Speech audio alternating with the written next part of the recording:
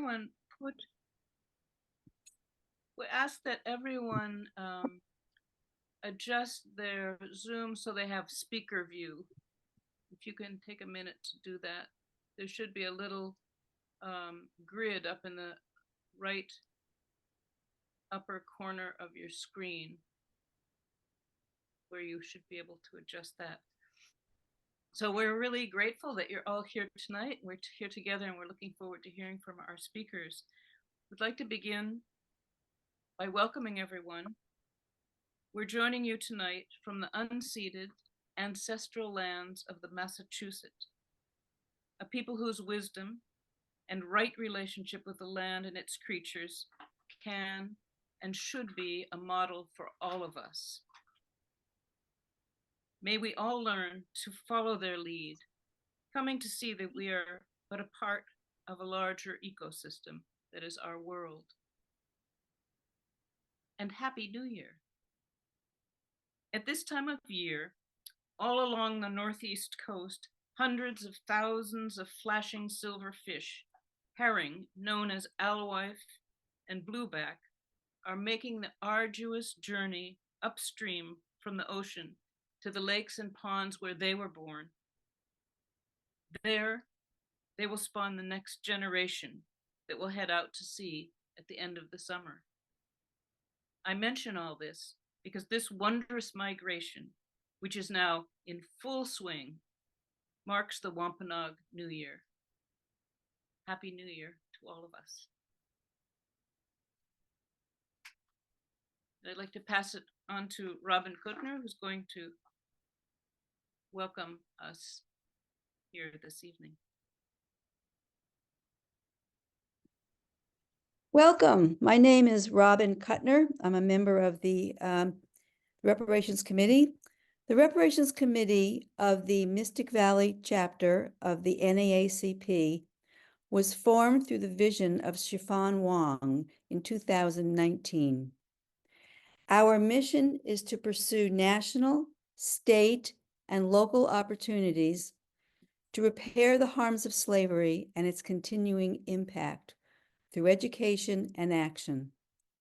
In 2019, in support of Federal Bill H.R. 40, we sent a copy of William Darity and Kirsten Mullen's book, From Here to Equality, Reparations for Black Americans in the 21st Century, to every U.S. Senator and Representative. We followed up with phone calls and hosted a virtual discussion with Senator Catherine Clark to discuss the book. We then turned our focus to local communities. How are local groups exploring their histories, educating people, creating harms reports, and advocating for reparations? By learning more about the role of our local communities in the history of enslavement and the current continuing impact of that history, we believe more people will understand the importance of reparations and the need to take action for centuries of harm done. Our current focus is a series of presentations entitled Reparations for What? Last May, we had a roundtable with 4 local groups who shared the current and future educational and action steps they are taking. In September and November, Reparations for Melrose trained us in an online tool they developed for using publicly available information to research race-based harms in our own towns in the areas of policing, student discipline, and mortgage applications. We are currently holding quarterly support groups for folks involved in that work in their own towns. Today's discussion, the 4th in our series, focuses on current bills in the state legislature to form a commission to study the harms caused by the legacy of slavery in Massachusetts and to recommend actions to repair those harms. You will hear more about these bills from different perspectives. This is a pivotal moment in the legislative cycle. After you have heard about the information, we encourage each of you to call your state representative and senator to urge them to support the bills that would establish a commission to study reparations in Massachusetts and You are always welcome to join the NAACP Mystic Valley branch and join the Reparations Committee. And now I'm going to turn it over to Ellen to introduce our speakers.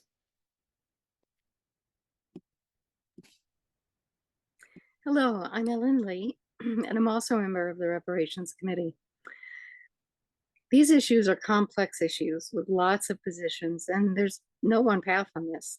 We are here to understand the nuances. Our goal is to consider the question, reparations for what? We have a wonderful panel of speakers this evening, and I'd like to tell you a little bit about them. Saskia Van James is the co-founder of the first Massachusetts reparatory justice organization, Grow to Consume, a former racial and health equity lobbyist and human rights advocate who successfully advocated for a Cambridge ordinance to repair harm from ethnic erasure and racial caste through an American Freedmen Commission. David J. Harris is Managing Director Emeritus of the Charles Hamilton Institute for Race and Justice at Harvard Law School and founding executive director of the Fair Housing Center of Greater Boston. He's a recipient of the Massachusetts Governor's Award in the Humanities and is a longtime racial justice advocate. Representative Christine Barber of the 35th Middlesex District is a former healthcare policy analyst and is co-chair of the Joint Judiciary Committee. Christine serves on the board of Massachusetts Caucus of Women Legislators, co-chair of the Task Force on Justice-Involved Women, and is an active member of the Progressive Caucus, Food Systems Caucus, and Criminal Justice Reform Caucus.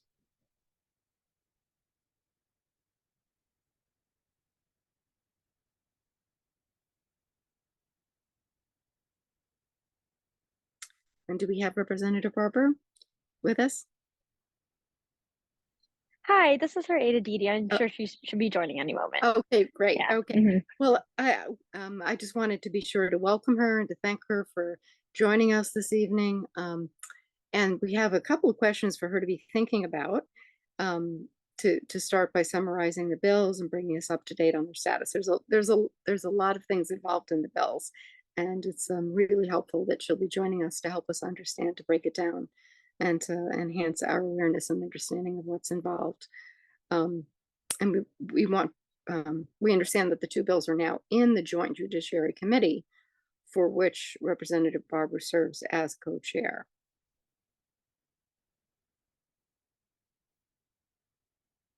Yes, yeah. So she should be joining in any minute to go into further detail, but both the bills have received an extension as far as I'm aware, but she'll be able to cover the summary of the bills and their importance. Okay, great.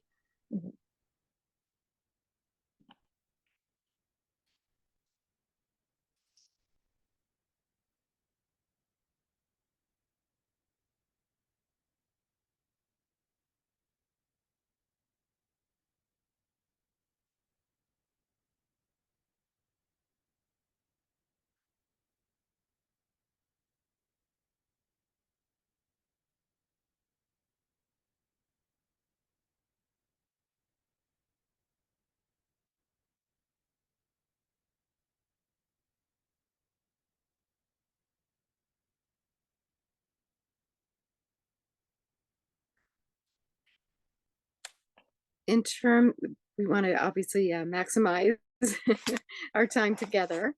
And I know that there's a huge bill in the House that Representative Barber obviously has a commitment to doing the work to represent her district. So do you think that she was about to go next? So do we want to change the order, or is she going to be here momentarily? She just arrived. I just admitted her. Oh, fantastic. What great timing. Okay.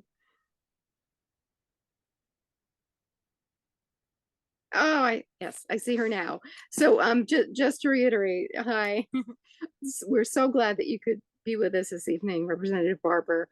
We were hoping that you could start us off to summarize the two bills and bring us up to date on their status, We understand that the bills are, both of them are now in the Joint Judiciary Committee, for which you serve as co-chair. So we're so appreciative of you being here to help us understand the bills and the current status. Thank you. Definitely. And again, I'm so sorry I'm late. We were voting at the State House today and it kept going later and later. And I was worried I was going to miss this. So I am really, really glad to be here with you all. Thank you for having this space and having this discussion. It's really important. And I really appreciate you hosting this. So I am the vice chair of the Judiciary Committee, just to make sure that we have a chair in the House and Senate, and I'm the House vice chair, also represent parts of Medford and Somerville in the legislature. I am happy to talk about the bills a little bit, but I also wanted to really just extend my thanks in having this conversation for Medford's history and Belinda Sutton, who was enslaved at the Royal House which is in my district in Medford, and really was the first to petition for reparations right after slavery was outlawed in Massachusetts. I think we have a real history in this Commonwealth that is important to keep talking about this and really move forward on it. So with that, as I think has been talked about on this bill, on this Zoom, there are two bills, a House bill and a Senate bill on reparations, filed by Senator Miranda and Rep. Fluker Oakley. That's common that we file in both chambers. And both bills are similar, although the wording is a little different about establishing a commission to study and develop proposals for lineage-based reparations in Massachusetts to address the harms from slavery, from racism, from discrimination, and their effects that continue today. And we can talk a little bit more about the bills if folks have questions about what that looks like. So both bills are still in the Judiciary Committee. And at this point in the legislative session, we have a 2-year legislative session and we are in year 2.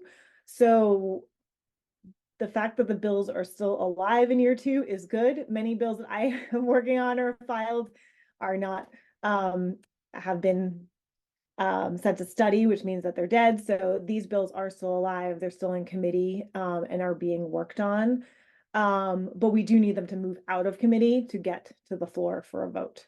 So there right now is an extension, which means these bills have until the date is June 30th to be acted upon. So either they get voted out by June 30th or they would die by June 30th. We do finish our legislative session at the end of July because it's an election year. So it would need to be voted on by the end of July. And really for these bills, I think, I know there was an action alert put in the invite for this event, and really hearing from folks would be really critical. The Judiciary Committee gets almost 1,000 bills, so we turn through everything from reproductive rights to criminal justice reform to we have lots and lots of various topics that we focus on. And I do certainly hear from advocates about both of these bills, but I typically hear more from statewide advocates who are working on this and folks in different communities. I don't hear from many constituents about these issues. And so reaching out to your representative and your senator about these issues are always the most impactful. You know, these are folks we represent, we answer to, they're the voters. And I really suggest people reach out to their rep and senator, even if they're not on the Judiciary Committee, because when I hear about bills, I start to advocate to the chair or to others, you know, how can we get this bill moving? How can we vote on this bill? And that's really a critical point right now. So I think with that, I'm happy to take questions or talk more about kind of the mechanics of this. And I'm looking forward really to hearing from our other speakers and hearing a discussion.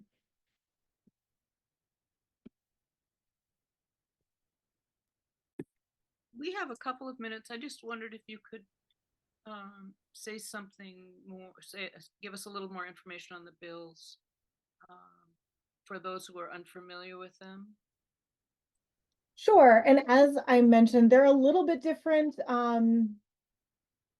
but are kind of in general concepts. So it said each bill establishes a commission that would study and then develop proposals for lineage-based reparations in Massachusetts, with the goals of addressing harms from the institution of slavery, institutional systemic racism against both enslaved people and their descendants, and then the lasting effects of that institutional and systemic racism in the Commonwealth. And so the commission is charged with developing proposals for reparations programs, including what the form would be, what the amount would be, and also developing a summary and developing data for a truth and reconciliation process. And so it opens up various methods of reparations. So payments to tuition assistance, rental assistance, tax credits, various options. And then gives a timeline of, I believe, 2 years, looking at my notes, to report that back in findings and to develop legislation to actually implement a program that the commission comes up with. And I do have it, there is certain individuals named to the commission, which I have to pull up, but the commission is delineated to, I think, try to get at those who are most harmed, and making sure that there is both, there are both researchers and folks from communities who are harmed who are on that commission.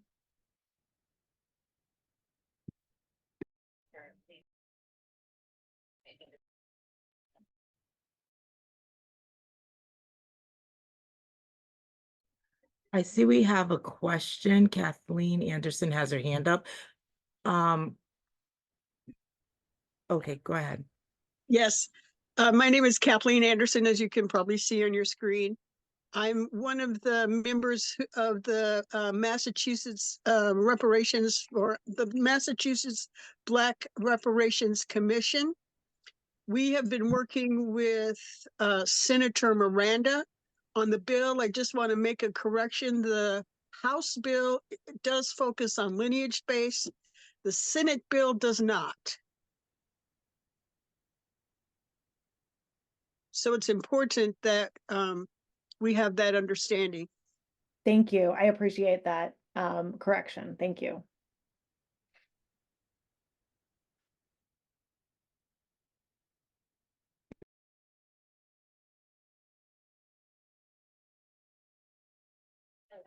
Is there any way that either of you can explain the differentiation, like the impact of it, for those of us who are not really familiar? Can you say more about that? The impact of The impact that one has that aspect and the other one does not.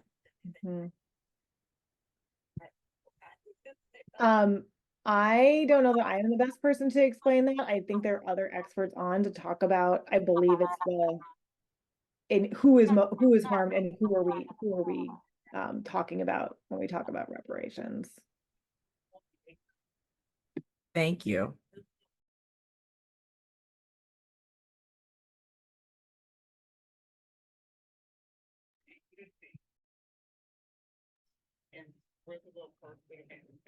Would any of the other panelists like to jump in?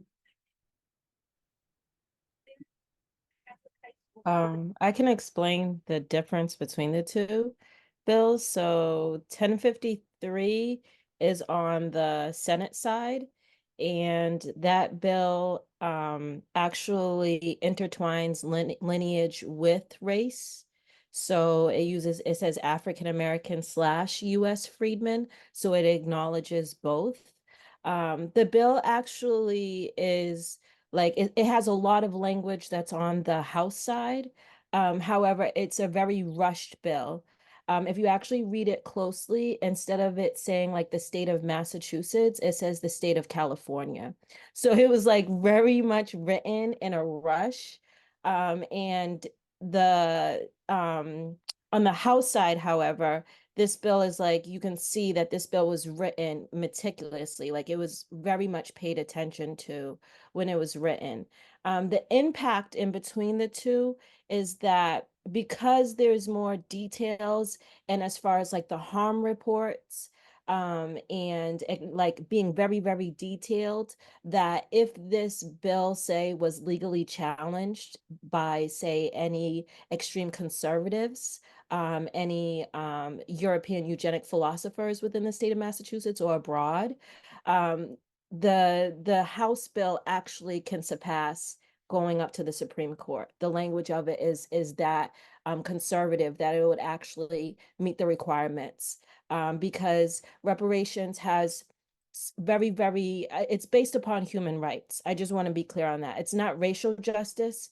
It's not civil rights. It's human rights. And it's not racial justice. It's transitional justice. A lot of people get reparations confused with that. So because of the language on the House side and it being so conservative, it will actually meet any requirements and pass tests. The other thing is that a lot of people think just because it's focused on lineage, that it won't acknowledge harm that has bled outside of those who have been impacted by lineage, and this is false. Actually, you need to get a baseline done, and that's what this commission does. It gets a baseline done of saying, hey, we actually have harm here on the record. Like the government is acknowledging that there's harm that started from the beginning, from chattel slavery all the way through current day. And then you can go, who else has been harmed outside of the descendants of chattel slave in the US who are acknowledged as American freedmen on both of these bills. So I want to be clear that like it's not exclusive to American freedmen. It's just centering American freedmen. And both bills essentially do like are a form of way of meeting legal requirements while still practicing intersectionality. It's just about the way the commission is set up to actually employ intersectionality when it's like gathering input from the public and the way the harm reports are gathered. Like there's no way you're gonna, like people are just acknowledged as Blacks. So there's no way so then once you do that, you're going to be like, oh, there's complete ethnic erasure of American freedmen. And who else has been harmed by, in Cambridge, we're acknowledging it as a racial caste. So who else has been harmed by a racial caste? And then you're able to explore all these other ethnic groups, not just people of African descent. We have Black Latinos, we have Black Asian AAPI, Indian people are Black skinned. So there are many different racial groups that are impacted by racial caste and are identified as Black in our society that are being harmed. And Thank you so much, Saskia. We're fortunate to have Saskia talk a little bit more at length, but would this be a good time, Saskia? I didn't want to interrupt, but I also want to be sure to introduce David, and then you'll be going after him. Would this be a good time to do that? I could just say that I do have a copy of the Senate bill that I can forward. And what I have does not include the lineage base that Saskia mentioned, but I can double check it again. Can I say one thing before we move on to just about the legislature and bills? So no bill filed ever will go into law the way it's filed on day one. And I really appreciate what Saskia is saying about the differences between the two. And I honestly think some of that is because of how we file bills. In the House, we have a system where you can file, it's called a placeholder bill, like and I think when Rep. Fluker Oakley first filed this, she did a placeholder and then had time to really be meticulous about the language and work through it because of just the House process that we allow. And I think in the Senate, there's a very short filing deadline, and Senator Miranda filed, I believe, what was very, very similar to the California bill that was passed there, and did that quickly. So kind of a relic or just a process issue. Neither of these bills is going to get passed into law the way they're written. And I just want to say that, I mean, it's really important to look at them and provide comments on them, but these are not going to be voted on as written. They also almost always, there's a House and a Senate version, but usually they will get merged into one to pass. So it's really helpful to hear about and think through the differences between them, because this is not going to be both are moving. It'll probably be one reparations bill, ideally, that is moving both to the House and then the Senate after that. So just that clarification. Well, thanks to both of you for clarifying that. And Robin has put in the chat that we will be sending out both bills and scripts to everyone. So, because there is a lot to break down, and it's understanding the nuances of the bills and the language and what's included. And it's also, as Representative Barber said, understanding the nuances of the legislative process too. So thank you very much for helping us to understand that better. So I'd like now to bring in David Harris. And I have a couple of questions that we'd like you to be thinking about. So you have a long history of working with issues of race and justice, and have thought long and hard about reparations. So could you share with us the ways in which these bills, as described by Representative Barber and also discussed by Saskia, do and do not reflect your ideas about what reparations should look like? Sure. Well, first of all, I want to thank the Mystic Valley branch of the NAACP for putting this together and for all the work that it does to make our communities whole. And I want to thank Saskia and Rep. Barber for being part of this conversation. And as an aside, we'll say that reconciliation, there are substantive differences that will have to be reconciled at some point. So I just want to emphasize that I use the notion that the branch is working on making communities whole, because making whole is my definition of justice, to be made whole. The term has a resonance in the legal context, but also suggests a religious and public health dimension. My take on reparations and my comments today are informed by this definition of reparations as an aspect of the quest for justice, for being made whole.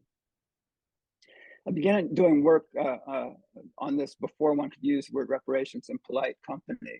Indeed, my first introduction was working with Charles Ogletree to mitigate the rights of the victims of the Tulsa massacre. He worked tirelessly to get relief for them and before they died, but was thwarted at every turn. And I remember him saying, when we sought relief following the massacre, they told us it was too soon. We seek it now, 80 years later, and they tell us we're too late. I worry that useful and hopeful as this legislation is, even if passed, we're likely to have the same conundrum. I find it hard to imagine a time that this country will truly be ready for real repair. Having said that, I would like to share some thoughts on the nature of the harm and the repair required. I think many, if not most of us, think we have some idea about the harm of enslavement and even the era of Jim Crow, which effectively continued those horrors and injustices under the color of law. Let me say at the outset again, I think the legislation seems sound, and I would emphasize the following provision to guide my remarks. In the House version, I think it reads, the Commission shall develop harm reports based on the effects on American freedmen and their descendants in the Commonwealth of harms including enslavement, racial terror, political disenfranchisement, housing segregation, separate and unequal education, racism in environment and infrastructure, pathologizing Black families, control over creative, cultural, and intellectual life, stolen labor and hindered opportunity, an unjust legal system, mental and physical harm, and neglect, and the racial wealth gap from 1619 to present. Clearly a broad mandate. I want to focus on the continuing harm inflicted over the last 50 years in particular, roughly since the release of the Kerner Commission report. That release coincided with other momentous events, the assassinations of Dr. King and Bobby Kennedy, and was a response to the urban uprisings that spread across the country in 1967.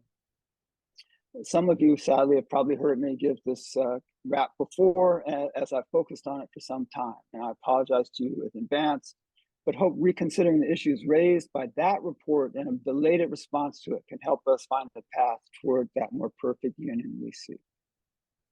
The Kerner Commission insisted there were certain, quote, fundamental matters that were clear. One, race prejudice has shaped our history decisively in the past.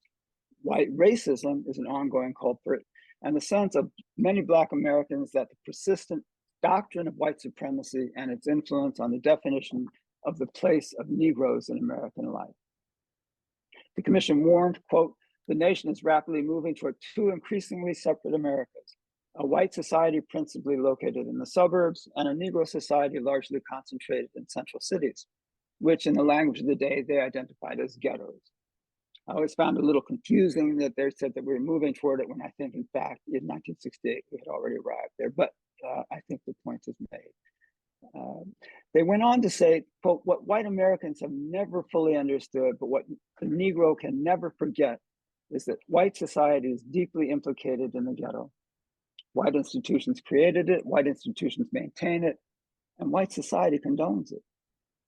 Within 6 months of the report's release, Congress passed and President Johnson signed the Omnibus Crime Control and Safe Streets Act of 1968. This act passed just 2 months after the assassination of Dr. King and the subsequent passage of the Fair Housing Act, and the days after the assassination of Robert Kennedy, created the Law Enforcement Assistance Agency, accompanied by $400 million that became the cornerstone of the war on crime. Scholars have shown that it was this act that set the nation on its path to mass incarceration. Remember, the commission was formed in response to a summer of revolt in our cities. Its research and analysis led the commission to declare, and I quote, the future of our cities is neither something which will just happen, nor something which can be imposed upon us by an inevitable destiny. The future will be shaped to an important degree by the choices we make now. We cannot escape responsibility for choosing the future of our metropolitan areas and the human relations which develop within them. It is a responsibility so critical that even an unconscious choice to continue present policies has the gravest implications. The commission remained optimistic, observing, quote, we have delayed in choosing. The fact that we've delayed in choosing does not sentence us either to separatism, or despair, but we must choose. We will choose. Indeed, we are choosing now. I put to you that what we chose was to replace the Great Society with LEAA, to replace the war on poverty with the war on crime. And though the commission envisioned an integrated future, it recognized that, quote, few Negroes now living in central cities can be quickly integrated because the nation's, quote, economy and resources of employment are predominantly white. The commission called on massive urban development, which they called enrichment, to bridge the gulf between city and suburb. But rather than enrichment, our public policies further impoverished our cities with massive disparities unabated.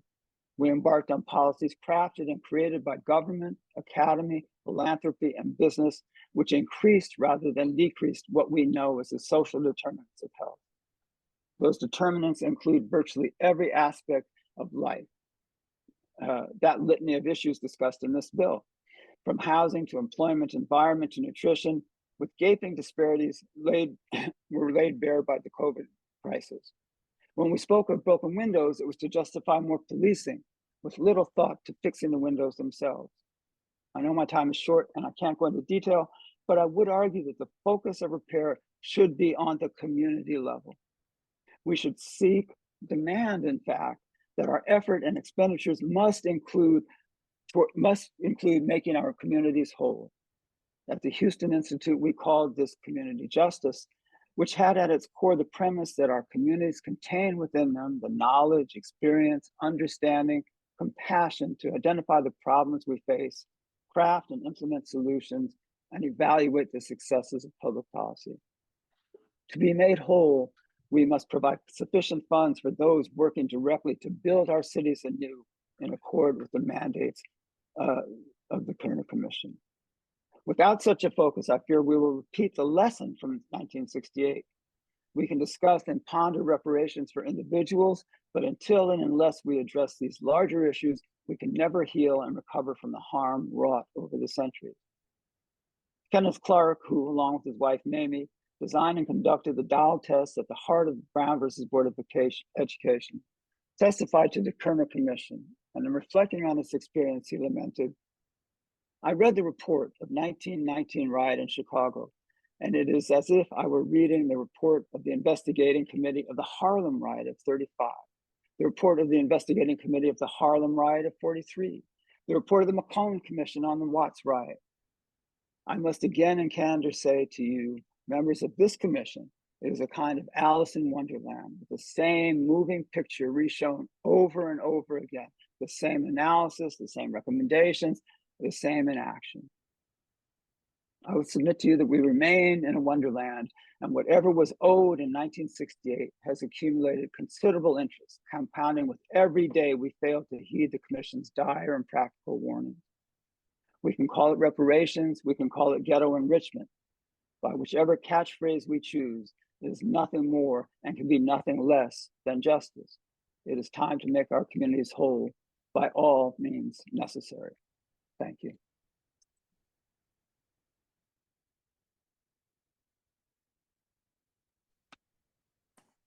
Thank you. Wondering if there are questions.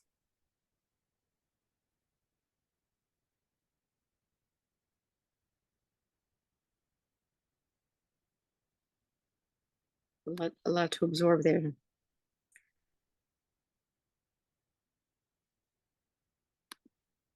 I just have a comment. I think that you just literally connected all types of dots. These instances have not happened in silos, and the fact that you were able to bring it all together is just really powerful. And I hope that folks are really taking the time to reflect upon the words and the information that you just shared. Thank you.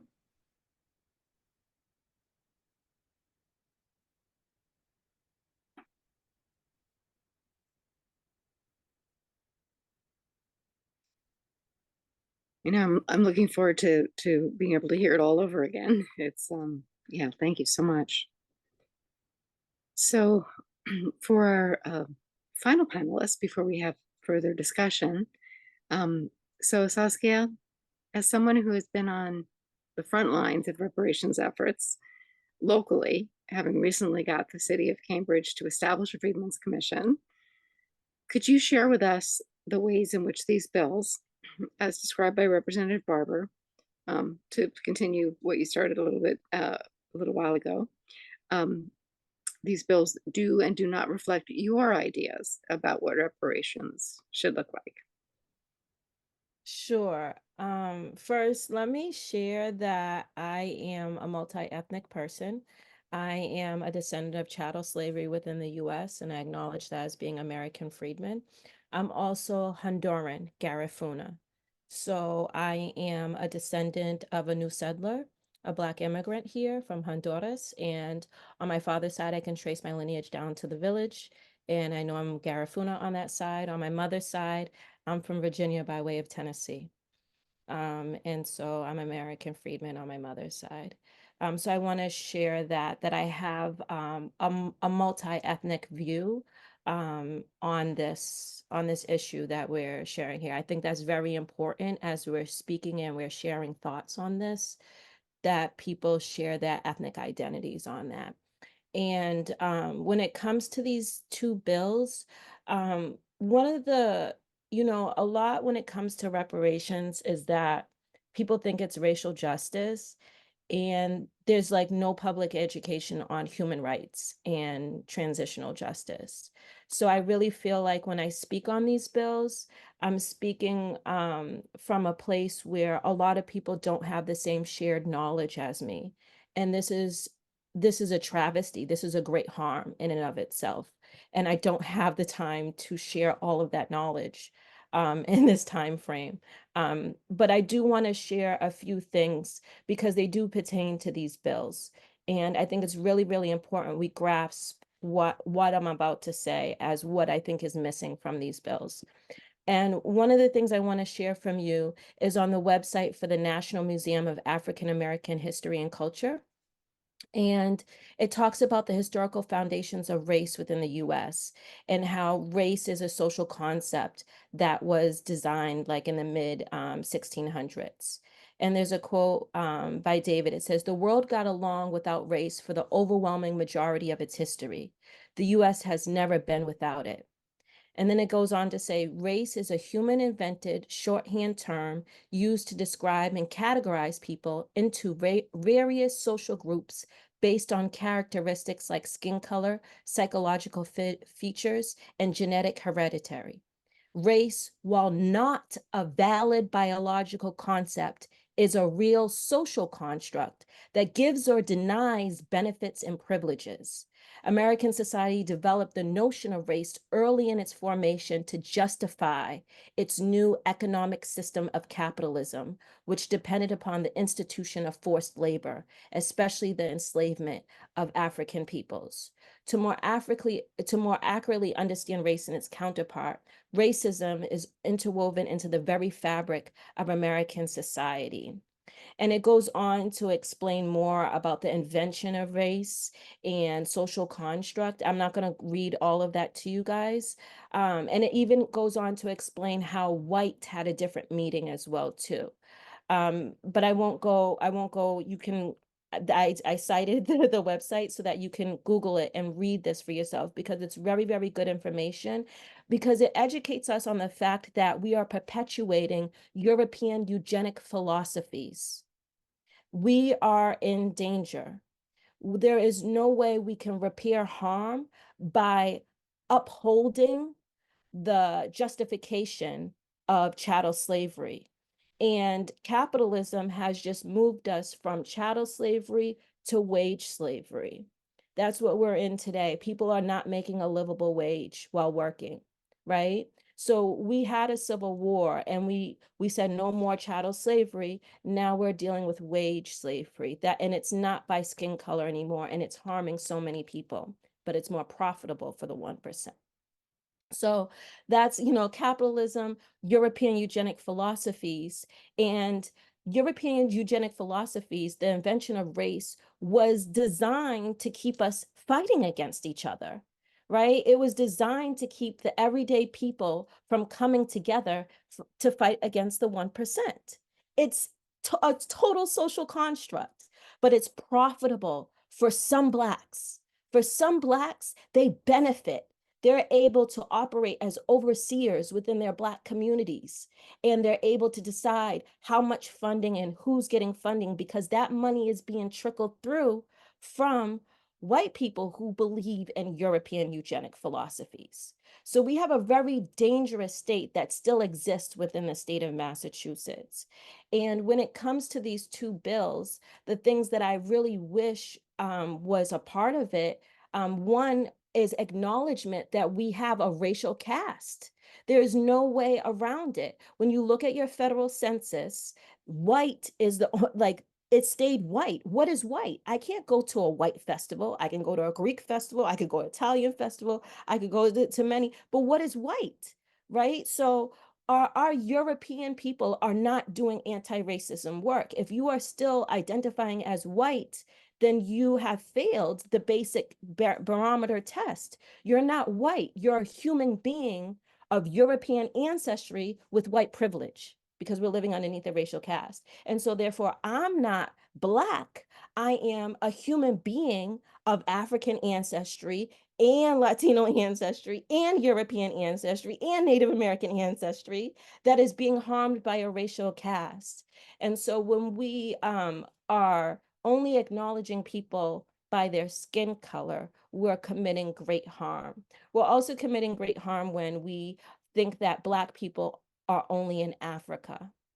No, this is false. Black people are global. We've always been global. We've always been all over the world. So if we're going to acknowledge Black Americans, then you're going to have to acknowledge Asian AAPI, and that means Indian, like South Asian people they're Black, they're brown skin, they're Black as well too, Black skin as well too. So I think it's very important that we acknowledge racial caste. And when it comes to the harm reports on both bills, they're very specific. And on the Senate side, I love how they mention climate change and environmental racism, because we know that it is people being harmed by racial caste living near the landfills.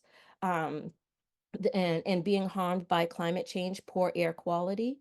So I think that's very important. And I think it's very important that the harm reports are done in this way versus like in the city of Boston where they did timestamps. When you do timestamps, this allows gaps where some areas can be researched in and other areas aren't. Versus when you're being specific in this area, you're going to go from all the way from the beginning from child slavery all the way to present day that's named. So I think that is helpful. And I definitely co-sign both the way both of those are identified. Another area that I feel like is missing on these bills is in regards to the community engagement process. And by community engagement, I'm talking about a real participatory process. This commission is only set up for 2 years on both of them. They're limited for 2 years. And I firmly believe that the state is going to need a robust manner of participatory process. It's not going to be enough to just go into the communities and have people willing to listen to people. No, there's people with deep trauma that's been harmed by this government. You're going to have to employ cultural workers that's going to go into affordable housing agencies and record conversations and document conversations one-on-one. You're going to have trauma support available when you're engaging with these communities because you're digging up trauma with people.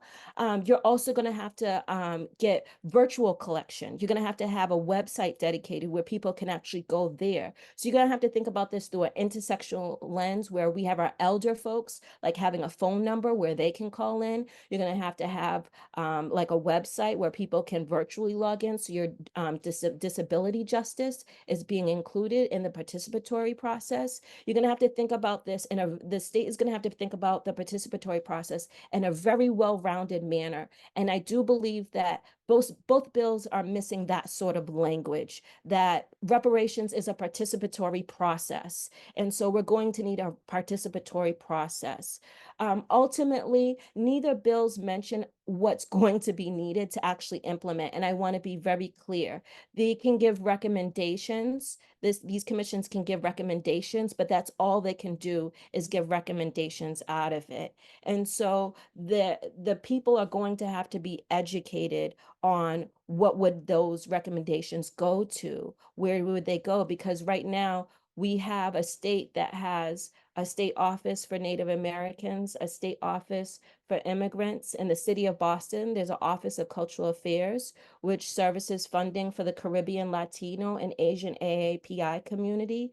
There's no Office of Freedmen Affairs in Boston. There's no state Office of Freedmen Affairs in Massachusetts. So we're going to need a department to actually employ, like there's going to have to be genealogy services and stuff like that. And I think it's very important we start to think about these things now, along with the acknowledgement. Both bills, neither one of them acknowledge ethnic erasure, right? Like the state of Massachusetts, let me share with you, there's when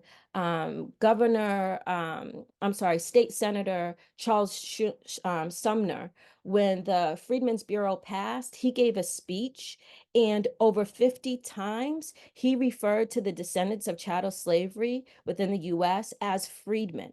He did not refer to them as Negroes or as coloreds. He actually over 50 times very poignantly acknowledged them as freedmen. And then in Massachusetts, we had the first Mutual Aid Society was the Freedmen's Aid Society, which later on became the New England Freedmen's Aid Commission, which was established by the governor, and several other states came together in the New England area to establish aid. So this history, like once upon a time, Massachusetts said, hey, we don't need racism. We can acknowledge freedmen and whites. That's what they literally, the languages say freedmen and whites, but racism won. And so now we're living in a state where we are normalizing racial slurs. Being called a person of color is still being called colored. And this is a racial slur for American freedmen. Maybe for Asian people, being called colored is cool. Maybe for Afro-Latinos, being called color is cool. Maybe for other racial groups, being called colored is cool. But for American freedmen, this is a racial slur where they actually protested to stop the segregation by coloreds. So I think that we need new terms, and this is part of transitional justice, right? We're transitioning out of cycles of harm and into cycles of repair. And I just want to stress that like 2 years is temporary, and we have to think about this long term. That's why I'm like a department. We need a department, you guys, because transitioning out of cycles of harm is going to take us centuries. Racism is founded, it is the fabric of this country, and we are a colonial state. So it's going to take us actually acknowledging the ethnic erasure, acknowledging racial caste, and digging in and doing deep work and making this a permanent conversation. This isn't acknowledged in the state bill, but I hope that when it comes out of committee, these things will be, acknowledged and put in there. I think, did I talk fast enough? Just trying to. Great. Thank you so much, Saskia. Thank you. Thanks to all of you for your for sharing your expertise, your points of view, your knowledge, and your passion. It's really, really helpful.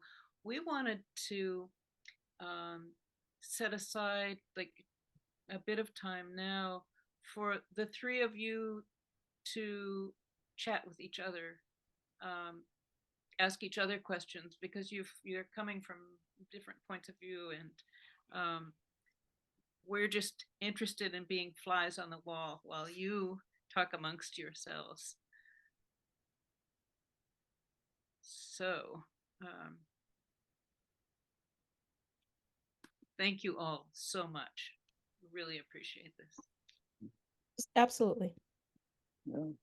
Yeah, I mean, actually, Barbara, I mean, I think, Saskia's points, I think, there's an interesting question about the legislative process here, I think, because, I think the points that she's making are important details, and that do, in fact, affect, the ability to support the legislation. And I just, kind of curious from you about your sense of what the opportunity will be to, in a way, expand or clarify the scope as the process goes further, and to be able to integrate some of the points that she's making. I'm particularly interested in the, I remember after when we passed our so-called omnibus crime bill several years ago, it gave us a whole bunch of commissions, and I remember at the time I said I missed the sign that said, no new commissions, no peace. And there's a sense of skepticism about commissions, and I'm just curious how you think you handle these kinds of very particular concerns that she's raised. Yeah, absolutely. And I really appreciate all of Saskia's suggestions, and I'm taking notes on them. And I know you testified at the hearing a long time ago, and have written testimony as well, which is helpful because it's obviously very detailed. So one, I guess to start, we always go back to the lead sponsors of the bills. So obviously these are not my bills. I know you've worked with Senator Miranda a lot on her bill, and Rep. Fluker Oakley in the House bill. She's also on the Judiciary Committee. And I was just talking with her today about this bill and her work on it. so to start, we always go back to the lead sponsors who, this is their bill, their idea, their work, and they're much more in depth in it than I am or many other committee members are. And I think what is hard in the legislative process, especially the committee process, is where they may have done work and want changes. It doesn't kind of show up. So the bills that you're sharing amongst yourselves are the bills as filed and maybe don't show some of the changes that they would like to see, even as the sponsors, and in some of the changes in their thinking.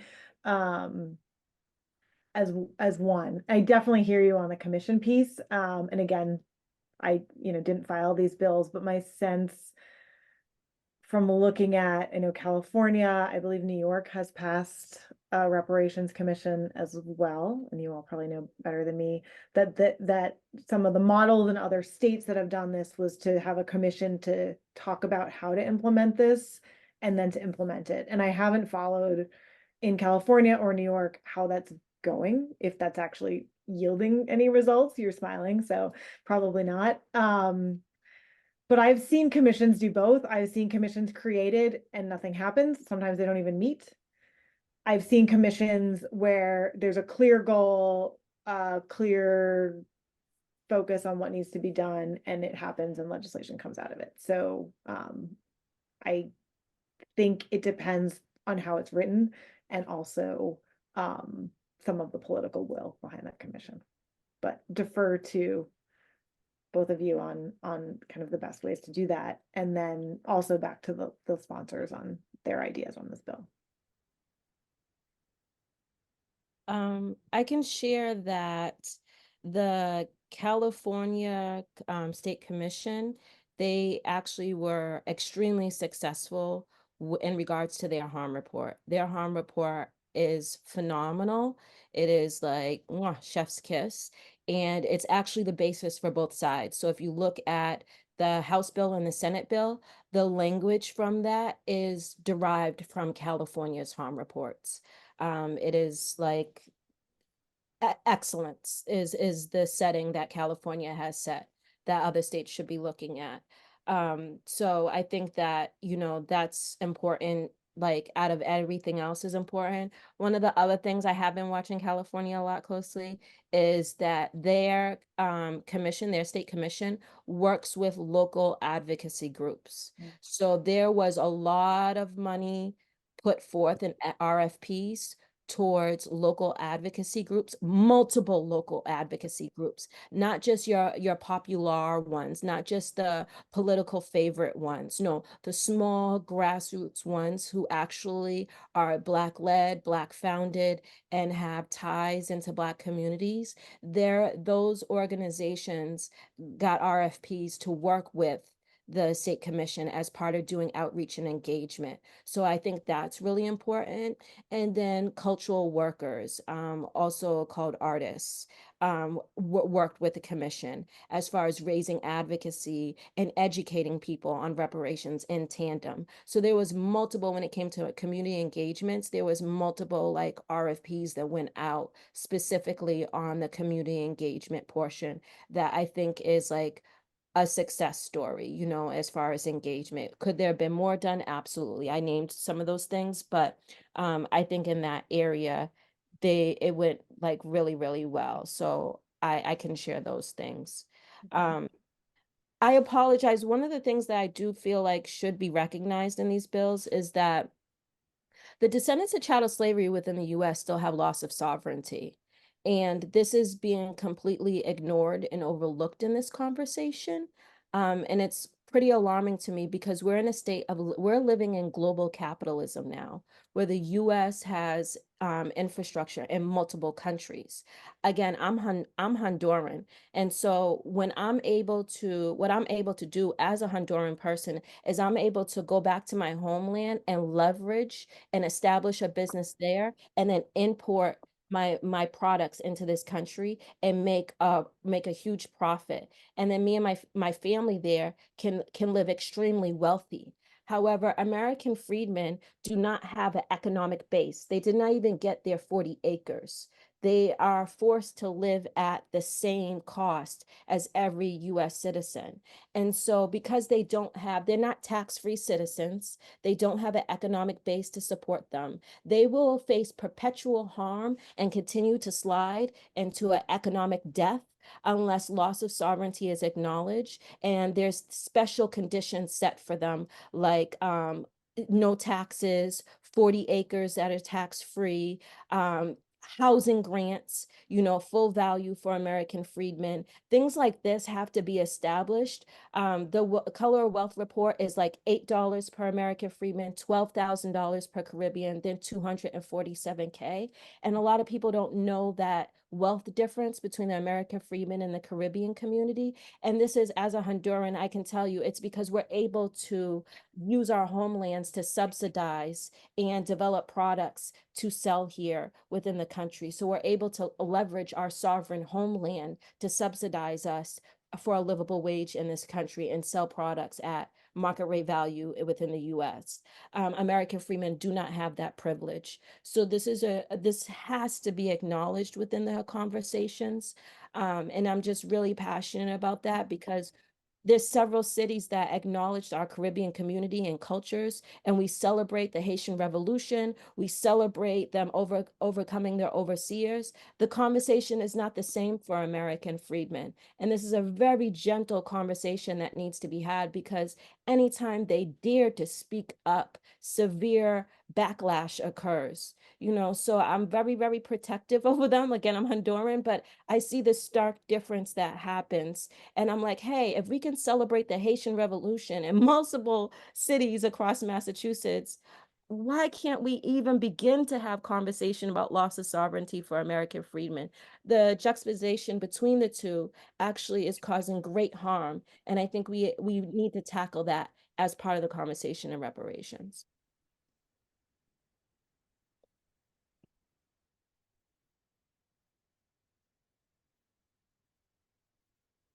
Wow. Joyce, I see you talking. Do you have something to say? You're on mute. You're muted. You're muted, Joyce. And Foster. You're still muted. I think you're unmuted. That's Joyce? better. Perfect. Hi, I'm Saskia. I'm not sure if I can put this eloquently, but I am a West Indian, came here to the US back in 1975. And what I think made the difference for me as an immigrant is that I did not come with the weight of being the descendant of an enslaved person. I am a descendant of an enslaved person, but back in the Caribbean. But when I came to America, I just didn't have that same burden or weight to carry. So I came and I had my set goals. I'm going to go to school. I'm going to do this. I'm going to bing, bing, bing, bing. And I was able to do it for many years because I felt I was able to do whatever I wanted to do because I wasn't brought up with a certain limitation set on me as an individual. I was just Joyce. I wasn't a Black woman. I wasn't ex-slave. I wasn't whatever the negative sort of titles we put on people of color. But I'll tell you, after being here for almost 50 years, I don't think I would be able to do as much as I did back when I came because I am feeling that weight of being a person of color.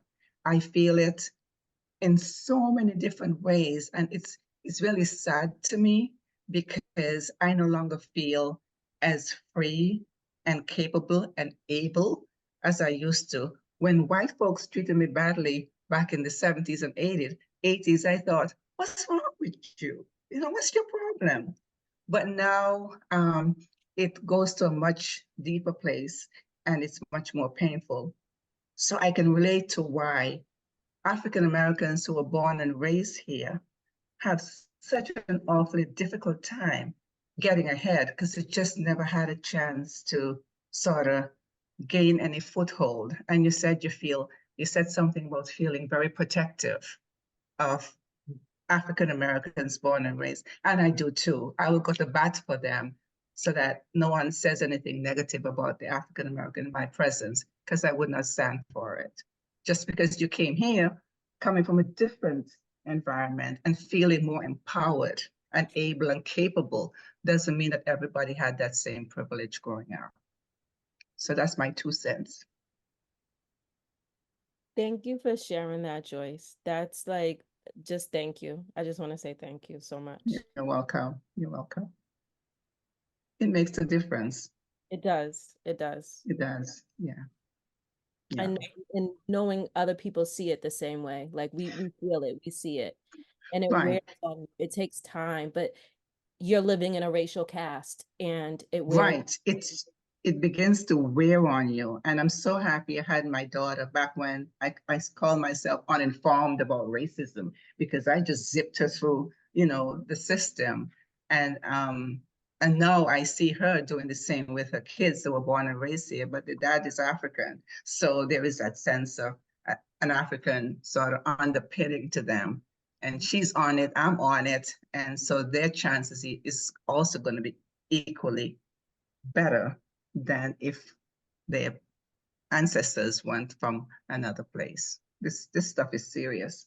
It really is. Thank you so very much, Joyce, for sharing that. And I just wanted to name what you just described as internalized racism and how damaging that is. We're going to hear from Kathleen, and then we're going to hear from Robin. I am a historical Black American. My lineage goes back to the early 1600s, African as well as First Nations. My great-grandfather was an Ashkenazi Jew. I was raised in a family that was prosperous and was a leadership in various ways around the globe, around the country. I have not ever submitted to the misrepresentation of the Negro in America that so many of the Caribbean Black folks in this conversation have talked about. So I want you to understand that what you may perceive is what white people tell you you should perceive.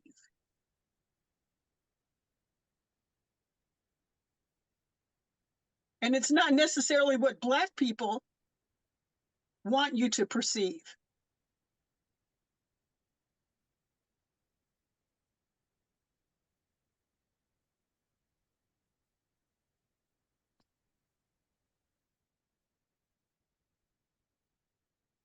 So true. Thank you. Robin?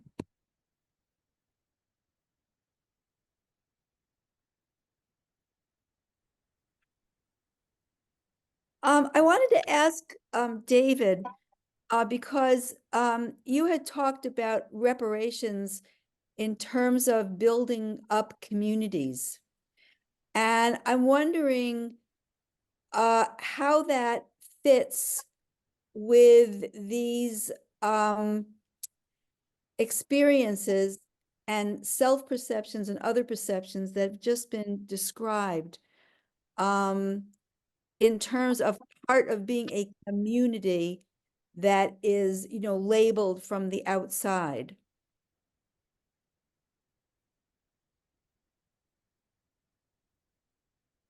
So, so I'm going to don't let me forget and avoid saying that. But I mean, I think one thing that's clear from this conversation is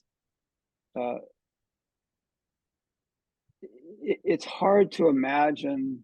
It's hard for me to imagine actual repair taking place in a context in which there's so much work in terms of understanding harm and understanding the dynamics that we face to be done. Right? Because I think there's a lot of work to do before we can even contemplate repair. But and I'm not sure that the commission is going to be capable of, no matter how it's formed, of doing that. But I would hope so. But I remain a little bit skeptical about that. In other words, I think there's so much work to do. That's deep and profound, as you've heard just from the last half hour.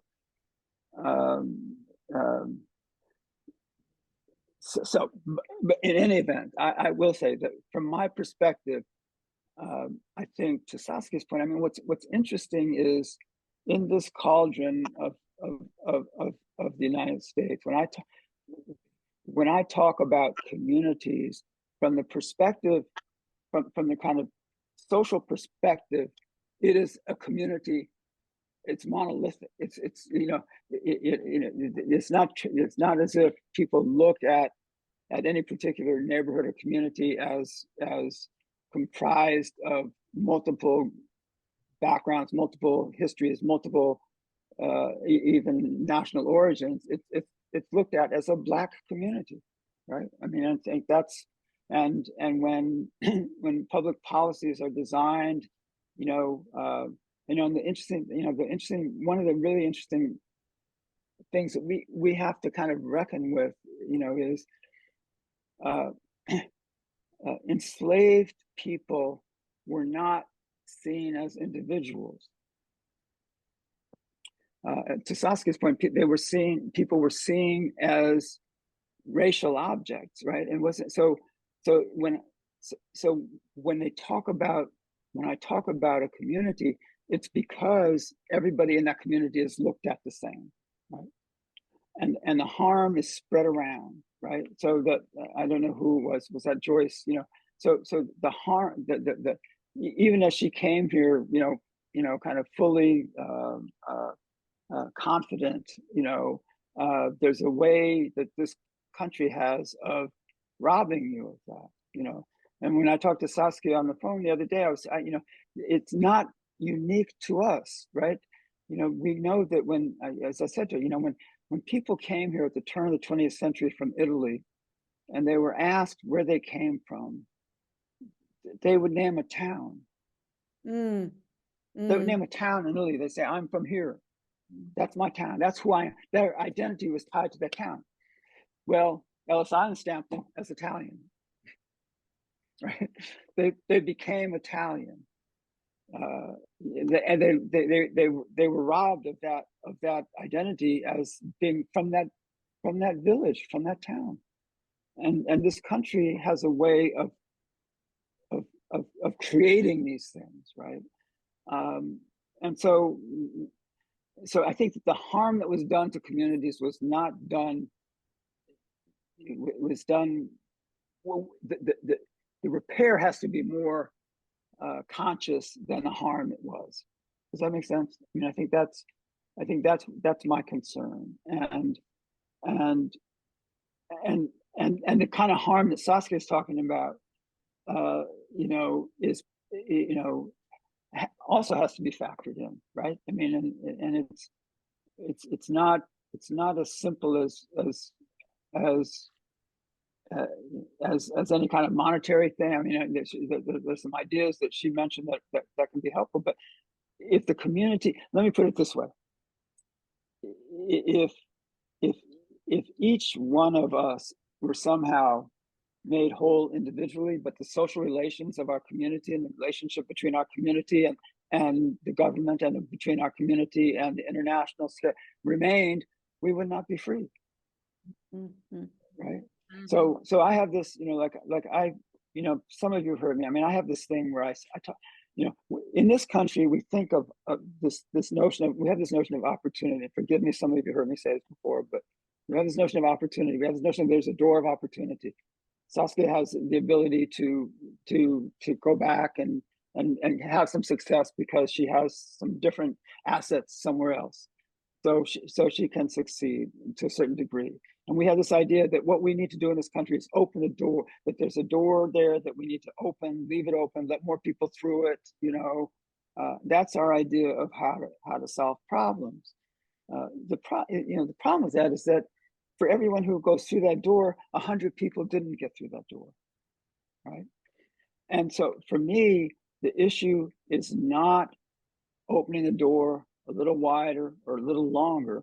The issue is tearing down the wall that holds up the door. There's a structure that holds up that door that creates that funnel, right? And so I think that and we really just, it's a matter of just kind of totally reconfiguring our understanding of society, right? And that's very, very difficult.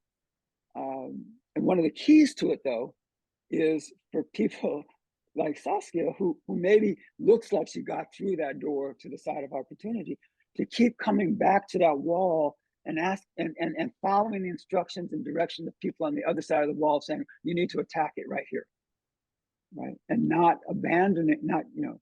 And so, and that's the kind of work that I don't know how the commission can nurture and encourage, except, you know, some of the examples that from California that you're mentioning, Saskia, I think are examples that actually dealing with people who aren't kind of part of the structure, who aren't the professional class, but you know, is one way. And then I'll stop. I don't know if I've answered your question, but the problems are so intense, and the work is so intense. Right, it certainly can't be done in 2 years. Right? So I'm sorry, I started rambling. I thought that was awesome, David. And I just want to share that California, actually, there was another example of community engagement that they did, where they'd had a public campaign. And actually people who are Black but new settlers, immigrants, actually participated in a campaign recognizing the descendants of chattel slavery in the U.S. Wow. So that was like watching that campaign go off and go on social media. I was like, whoa, like the solidarity that was happening in California and watching during the reparations campaign was beautiful. You know, watching your Caribbean folks, watching your Latino folks, watching African folks, like watching Asian AAPI, like, no, we have to come together and repair this historical harm.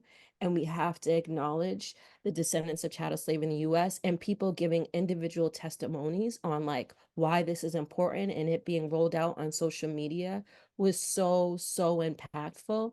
And it also just like stressed to me the importance of solidarity and intersectionality, right? Like we can acknowledge American freedmen, but we can also acknowledge that like other people have a voice in repairing harm. And that we can all do this work. And David, I think that, you know, your point on repairing the community reminds me of a conversation I had with a gentleman. He is American freedman and Nigerian. And I was sharing my thoughts on reparations with him, and he was like, no, reparations just for American freedmen, nobody else. I'm Nigerian. My Nigerian family is wealthy. We don't need this money. This is ridiculous. Like he's much more conservative in the argument. And I was like, well, you definitely should be speaking with the state legislators if this is how you feel. Like you should definitely talk with them. And he's a civil engineer, amazing guy. But one of the things that he stressed to me was that the importance that American freedmen, there's no towns. There's no towns like here in Massachusetts, that actually the racial caste, the institutional racism was so successful. It didn't just break up the families, it broke up the communities so that people are scattered all around. And if people can't come together, then you can't create culture, and culture creates capital. And so American freedmen are going to lose their basis of capital, of creating capital for within their community, if they don't have safe havens, if they don't have safe land. So then, because he's a civil engineer, I was having amazing conversations about how do we protect land from eminent domain, and, you know, how do we, you know, do all of the, you know, these things. But just sharing, like, these are some of the conversations that I'm having with people, residents right here in Massachusetts. And just to affirm you, David, like some of the things you're saying, like really have hit home for me as well. Well, I mean, likewise. I mean, I will say, I mean, I have concerns about integrating all of us into this capitalist system. I'm not sure that's exactly how I want to go. But you know, and I remember, you know, I talked about Charles Ogletree. I remember that Ogletree used to say, he goes to say, listen, I'm not in this work. I'm not doing this reparations work for you Lexus drivers out there and that sort of stuff. And I'm not taking it. He talked about the bottom stuck, right? He was concerned about the bottom stuck. It was a country phrase, you know, he was a simple, you know, he could cut right to the core. And the point is that there are some of us who have been more injured by this, by what's happened to our cities than others.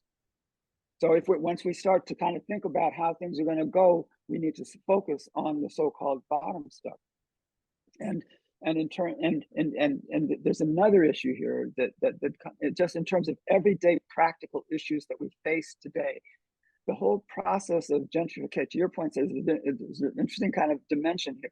The whole process of gentrification, to the extent that we have some kind of neighborhoods, we have some sense of belonging in our neighborhoods, right? And between I have a conversation. I work with a tenant who lives in Roxbury, who is thinking that she is going to has a kind of a housing opportunity for an affordable unit in Brookline.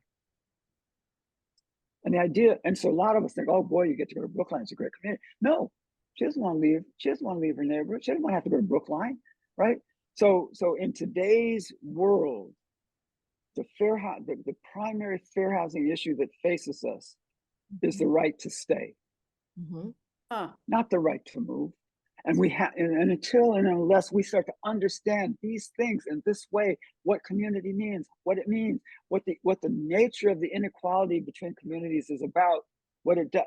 Until we do that, we can't get to repair. Until we think about how we adjust the public policies that we are implementing on a daily basis that have the effect of robbing people. So it's not their capital that they lose, Saskia. It's their political capital too, right?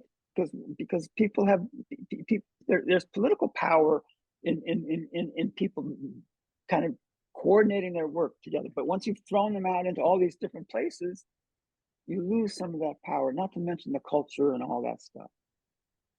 So these conversations are intertwined in a way that the reparations talk is so future oriented, right? We got all this other stuff to do right now, right? So I'm sorry. Don't apologize. You're hitting it. It's all about making those connections, right? It's all about making those connections, and then we all get to see the bigger picture. And I love what you said about examining the structure, because until we do that, the policies and everything else that supports this structure will continue to perpetuate all of the things that we're just naming right now. And I applaud the intelligence that I'm surrounded by, that we are surrounded by right now. I believe that Tim Wells is asking to make a comment to the group. Tim Wells. Hi, can I be heard? Can I be Yes. heard? Yes. Thank you. Yes. Yes. I'm Tim Wells, and I'm a member of First Unitarian Society of Newton. Over the past decade, I've given 3 speeches, 3 talks at my church on this matter. I see it a bit differently than the primary voices of this community. As one of the ladies earlier said, I also am from the original African stock in this country. I'm from Virginia. My family worked the Jamestown plantations. I also am old enough that I'm the grandson of a slave. The grandson. I am a grandfather, and I know what that my grandfather died the same year I was born. I actually knew people, not many, but I realized there was someone else in my family who had been enslaved. I recall the intense embarrassment they had and the responsibility they felt for having been enslaved. They thought it was their responsibility. But of course, they were people who were unaware of how the world worked. We, to give a point of origin, as best as I can determine, my first mothers and fathers in America, one or more of them, were brought into the Virginia, roughly 1680, 1690. I've heard this discussion for a lifetime, and I'm over 80. Now, the thing that I believe is that what our group hears to a very great extent is the wide variety of conversations that take place among Blacks. We're different, we have different experiences, we're from different places, within the same place, within the same families. We have ideas that are different. That is not any different than occurred in European families, except in the case primarily when it occurred with them, they also left, perhaps they came to America, where they could even exercise it greater. The thing that I find missing in this conversation is, how do we want those of us who are Black, and I'm sorry if that bothers people, but that's what I consider everyone who is of African descent, who acknowledges, accepts, or wants to be. You don't have to be Black, but I just consider you so, if I know that you are. But we haven't spoken to those who are of European descent in particular about what we want reparations to be, what form it should take, what we expect as an outcome of this. Now, my point of perspective starts with the Freedmen's Bureau. My family has appeared in every census that a Black could take, starting in 1870, which was the first census we of African descent could appear. And if you recall, I think in 1619, I think the author points out that the first freed Blacks in the South took place in Hampton, Virginia. I think also roughly in the same region, including Washington, D.C., there was a Freedmen's Bureau formed to reconstruct, as they said, frankly, was construct, not reconstruct, Black Americans, to make them whole citizens capable of fishing, not asking for fish or having other people fish for them. Now, what occurred as I see it is that between 1870 and 1921, we made rather substantial progress, considering the fact that we were terrorized, killed, murdered, everything possible for those of us who were indigenous to this land. What occurred in 1921 was Tulsa, the Greenwood. And I'd like to speak about Greenwood a bit differently. My father, I'm from a family of college-educated Blacks. First person graduated in 1911. And up around World War I, most of them attended or graduated from college. I used to ask my father, why is it that there weren't Blacks running businesses in our town? Oh, by the way, I'm a Southerner. I'm from Virginia, Norfolk, Virginia. So I wondered why there weren't Blacks running businesses in our town. And I heard other men talk about some catastrophe that had occurred and that they were unwilling to be murdered. The best way was to go along. And that's what they did. I didn't realize he was talking about Greenwood. They probably even mentioned it because one of the men was from Tulsa. So what occurred is that we had a reasonable progression, not great progression, but if you look carefully at what Greenwood was about, it was probably the most prosperous and well-structured town in the state of Oklahoma. There were also some other towns in Virginia, North Carolina, other places. that also were having success. Of course, we know what happened in Wilmington. The whites took over.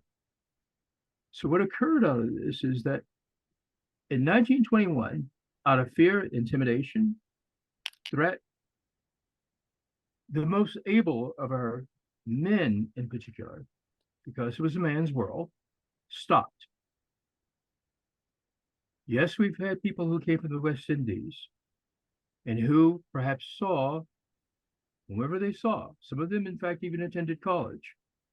And I've never heard them speak of us as being weak because they were middle class and upper middle class men in particular. Many of them even doctors, lawyers. But what occurred is that between that time and really the 1960s until 1960, we had to go along. If you think about it, if you go back and examine, we had ferocious so-called race riots in 35 and 43 and 47. In the 1920s, there were attacks. Black men in a world that is competitive, but driven by Black men, had no chance to compete. It's in the competition where I believe the solution to what we're looking for assistance, and for us to focus our attention. I very much respect people wanting to have other political systems and social systems. I'm a raging capitalist myself. I don't apologize for it. I believe that what occurs is because we have not succeeded in it, because of these things I've mentioned, does not mean that we should throw away the baby with the bathwater. Last point I want to make is that we're undergoing, at the time of my great-grandfather, who I never met, but was 40 something, 45 or 48, when slavery ended in Virginia. But these men would have been at the time of the real start of the Industrial Revolution. And there's an issue about why Black men were not allowed to work by the auto manufacturers, Henry Ford and the others. That's a big discussion. You continue on down to what we had as a major, again, revolution around World War II. Respectfully, Information. Tim, we are going to start I'll let go. wrapping up. It's now 8:33. Really appreciate your sentiments and your comments. But we have our panelists. I know that a few of them has to get going, but I'm happy to stay extra to listen in. I want to thank everyone for joining us this evening. And if you take a look over at the chat, I don't know if folks are able to, but we have several resources. Just wanted to hear one more time from our panelists, some words of just for us to reflect upon, action, what have you. Anything would be grateful so that we can close out. And I would just interrupt for a minute to say that we are collecting all these resources and links, and we'll send them to everyone who is registered, along with the recording. So David, would you like to start us off? Like is a strong word. No, I mean, I don't know. I mean, I just so value this conversation. I mean, I think that the work that we do depends upon being able to have these conversations and be in a community in which these conversations can take place. And I just am so thankful to the branch for bringing us together. And you know, I'm as I've said throughout my comments, I'm skeptical, I'm pessimistic in some ways, but having had this conversation gives me hope and makes me think that maybe we can find a pathway forward. That's it. Thank you. David, please popcorn it to the next panelist. So Rep Barber, I'm gonna let Saskia finish. So Rep Barber, on Great. you. That sounds great. I really am grateful for this conversation. It has been incredibly helpful to me, and I want to thank everyone who shared. yeah, it's been really helpful in expanding, especially in thinking about the community aspects and obviously the number of policy decisions that are made that impact folks in the community beyond, I think, how I have understood reparations and how I think it really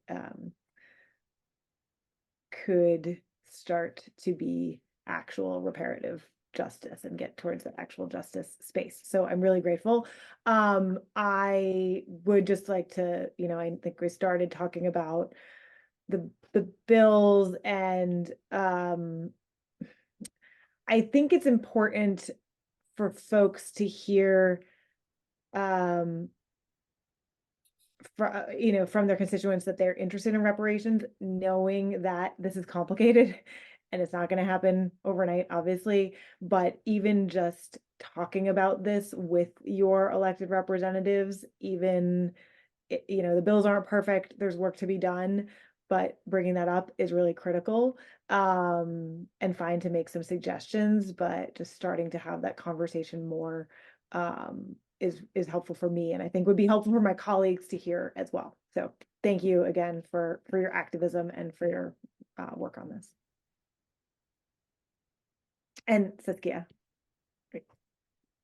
Thank you. I'm actually going to share some inspiring words that I hold to my heart to leave with you guys, and I hope it inspires you to actually do the things that Representative Barbara is saying and actually send the emails, send the calls, not only for you, but get a friend, right? Get 5 friends. There's a lot of European folks on this call. You guys have, and elders. I know you guys have friends. Go through your Rolodex, challenge yourself, get 5 friends, and for 5 of your friends to all call and email your state legislators and tell them to support Reparations Commission. And so the 2 quotes I want to leave you, one is by James Baldwin, and he says, it was in a civil rights interview. He said, "Let's examine what the word racial means. After all, everyone is of one race or another. We aren't talking about race. We're talking about the structure of power. The structure of power which has the right and duty to tell other people who they are for very dubious reasons. After all, the only reasons why I'm Black, I had to be Black in order to justify my slavery. That's part of my inheritance, and that's a part of yours too.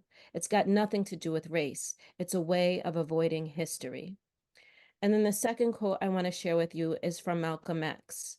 And Malcolm X said, "We declare our right on this earth to be a human being, to be respected as a human being, to be given the rights of a human being in this society, on this earth, in this day, which we intend to bring into existence by any means necessary." So I hope you guys hold those 2 quotes to your heart, because I hold them to my heart. And in addition to sending calls and emails, I want you to also do work to support food sovereignty. It's very important that the descendants of chattel slavery within the U.S., especially in Massachusetts, the agricultural land, we have over 7,200 white-owned farms, less than 25 are Black-owned, and out of those 25, I have only been able to verify 1 that's owned by an American freedman. We need more American freedman farmland. We need our 40 acres. So by all means, I am the co-founder of Grow to Consume, shameless plug. Please go to growtoconsume.org. Please time bank. You can do monetary aid, you could do material aid. There's so many ways to support mutual aid. Please get into it. We are going to be doing a lot of phenomenal work in fundraising this year. So please join us in supporting food sovereignty for all that are being harmed by the racial caste. Thank you. And with that, we say thank you and good night. Thank you. Thank you, everyone. Thank you all for this. Thank you. Thank you, everyone. Have a good night. Have a Bye. good night. Thank you again. Thank you. Thank you.